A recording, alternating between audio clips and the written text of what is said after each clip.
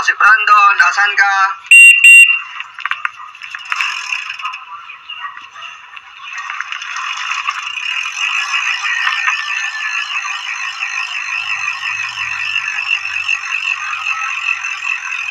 Tara na, ako si Brandon, padyak na.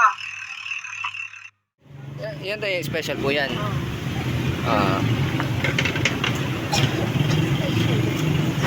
Pati yan din tayo, special din po yan. Lahat yan, puro special yan.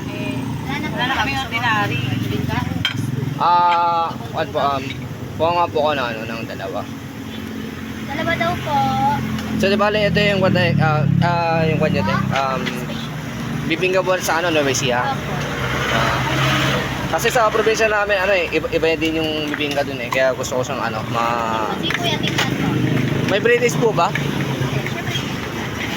Wala yung bibili mo. Suot na!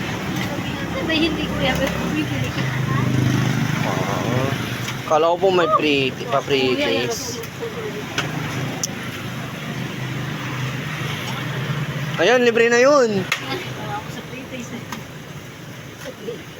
Ay, loko.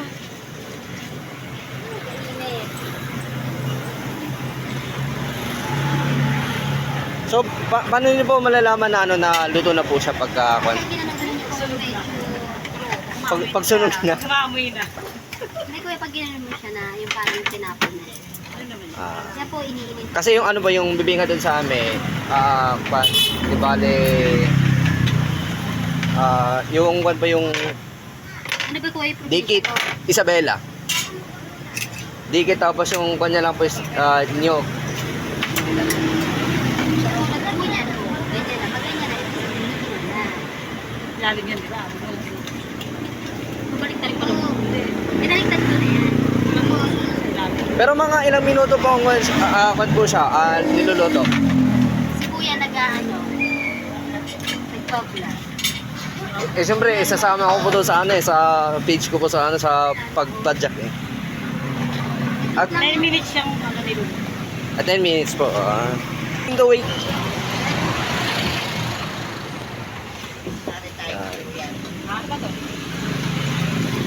Grabe, ganito pala yung kabila. Akala ko may kwan po. May 3 days. Ayan, isang pala. Saka mabayaran. Saka mabayaran. Ay, grabe na. 100 lang yan, kuya. Isabela daw yung profit. Tindera rin kami dito Ay, hindi rin din po kayo. Di bale, 1, 2, 3, 4, tsaka 5 lutuan.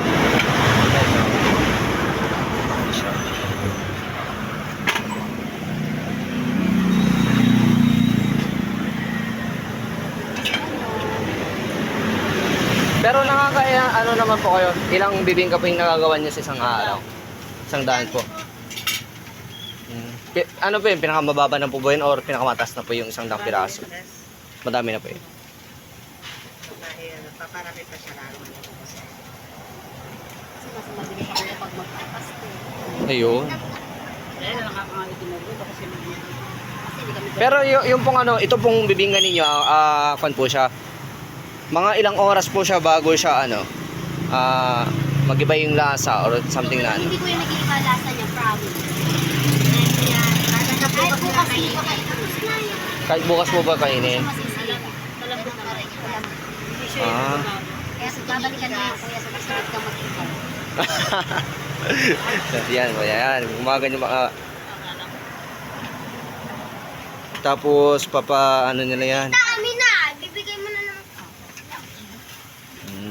Yan po. So ito po yung ano pinagmamalaking bibingka po ng ano dito sa probinsya po ng Nueva Ecija. Pero saan po yung originated po nito sa ano? Sa kabuuan po ng Nueva Ecija? Saragosa. Hindi yung ano po yung original na naka-invento pa nito. Nitong gantong klaseng bibingka po nito. Ninuno pa po niya. Ay, niniuno pa. Okay. Pero still pride of Nueva Ecija po. Vlog lang siya. Yan.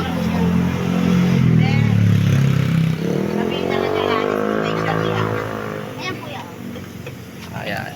So, ayan siya. Alanis special bibingkain, puto bumbong, tunay na galapong. Ano? Tunay na galapong. Ano po yun? Ano po yung ibig sabihin? Bigas Yung bigas po yan. Ay, yung... hindi po harina. Bigas po yan ginagawa. bigas din po siya. Okay. Yan. Ito din. Yan. Sa lahat po naman, mga gusto pong matikman tong bibingka po dito sa Nueva Ecija, yan, kontakin nyo po dito. Dito po yan sa sa may, anong barangay po dito? San Vicente. Ay, ano na malapit lang po sa Pio. Hindi, yung barangay po, barangay. San Vicente. Barangay San Vicente, Saragossa, Nueva Ecija. Yan, dito ako bumili. Kaya kung gusto nyo pong matikman mga special bibingka po dito sa Nueva Ecija, yan. Nabibigka. Ayun pa yung contact number nila. Oh. Sa daw pong bibingka. Tapos yun po yung mga presyo ng ng mga ng mga patinda nila, bibingka tsaka yung puto-bumbong.